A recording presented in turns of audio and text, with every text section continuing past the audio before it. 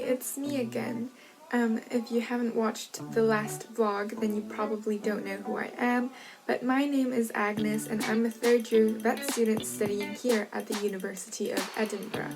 So today in this video, I thought I'd talk a little bit about animal handling practicals as well as animal handling exams. So these practicals span across our first and second year, and essentially they allow us to gain the fundamental skills required to be able to handle a wide range of animals in a safe and confident manner. And this includes cows, sheep, horses, dogs and cats, to exotics like rodents and rabbits and snakes. So what I like about studying vet here at the University of Edinburgh is that we get exposed to this wide range of animals from the very beginning. And the lecturers and professors are also very understanding in that they always start from the basics. So no matter what background you're from, whether you've been exposed to these animals before, they always start from the most basic skill, so that it ensures that even though we may not have been exposed to certain animals, that we can be just as confident and proficient as those who may have been surrounded by these animals their whole life when we come out of these practicals. The animal handling exams essentially are used to assess whether we have attained all of the core skills that are required for us to be able to handle these animals in a safe, confident and professional manner so that we ourselves and also the animals don't get hurt. So throughout this video you will see me practicing some of the handling skills we have learned during class on a horse and a cow mannequin, as well as me actually doing that skill on a live horse at the latter part of the video. So I hope you find this video helpful and useful, and that you get a taste of what having one of these practical sessions is like at the vet school. Thank you!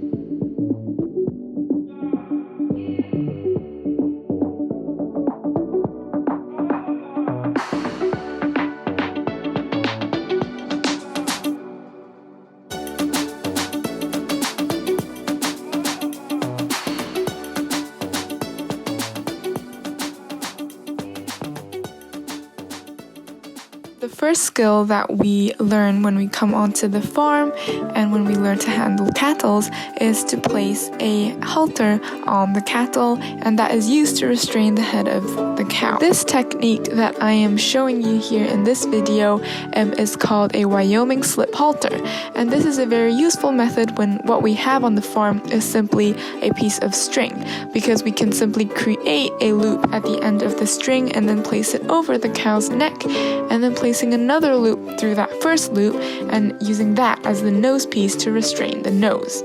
Before we tie the cow onto, say, a fixed object like a metal pole, we have to tie a cinch knot, which is what I'm doing here, and this prevents the halter from over-tightening if the animal pulls onto the string.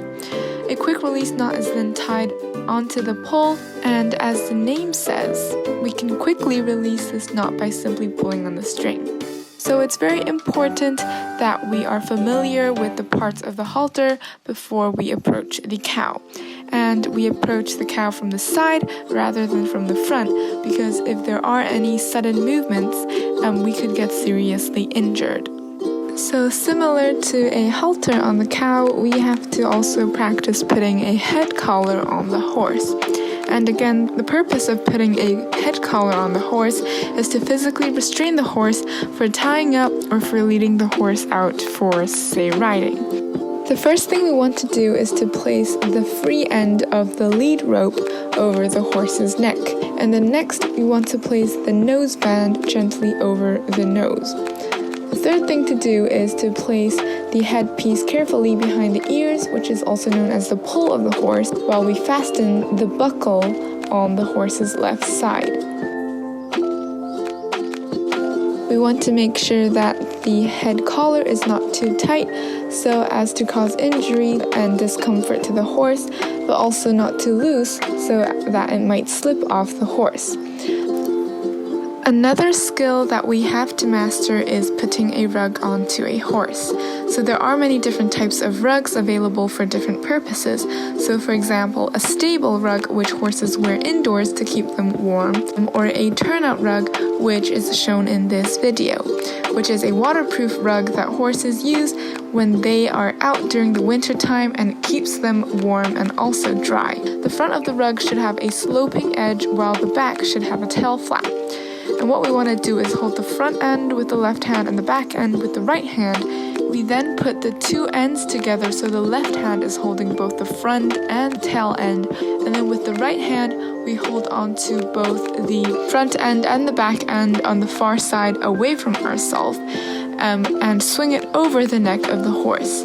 We then fasten the straps from the front to the back of the horse, starting from the chest, and then the central straps that cross over at the bottom of the horse, and then lastly, the tail strap. It's important that we also go and walk over to the right-hand side of the horse to check that the rug is smooth on the other side and that the straps are hanging down. And then we go back over to the left side, we cross over the straps that are underneath the horse, and finally we fix the leg straps that I was just mentioning about.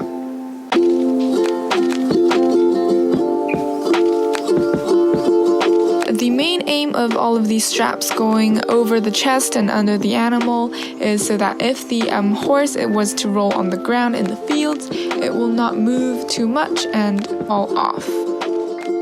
After practicing all of the skills that we have learnt on the horse mannequin, we then had a live horse practical where we put the skills and the techniques that we learnt during our practice to good use. Here, my friend is practicing putting on a head collar on the real live horse, which is the skill we just practiced on the horse mannequin. Another important skill that we must be very familiar with is lifting the forelimb and the hind limb of the horse, which is what I am doing here.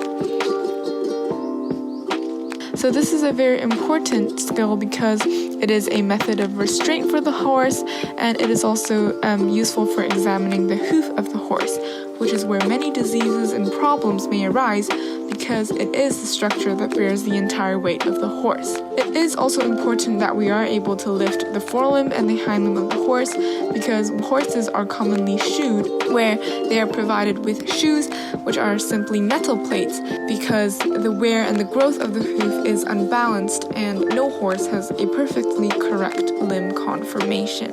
Next up, we also learned how to do a clinical examination on the horse. This involved feeling the pulse of the horse and assessing the strength, the rhythm, the heartbeat rate.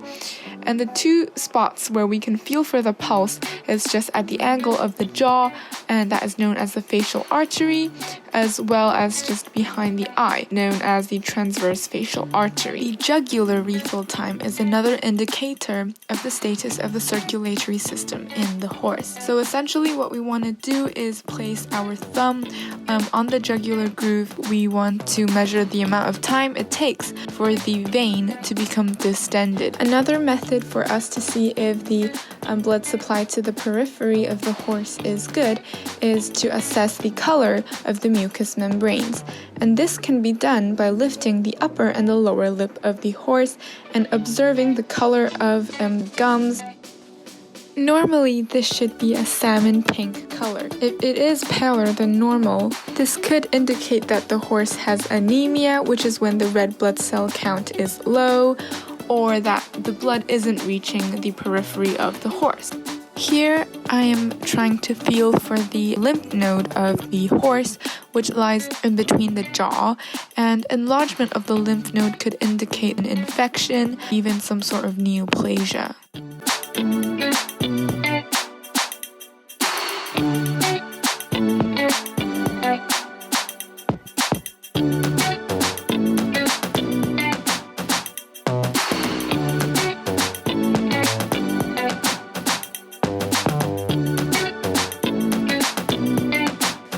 So this is the end of this video. I hope you've enjoyed it. Until next time.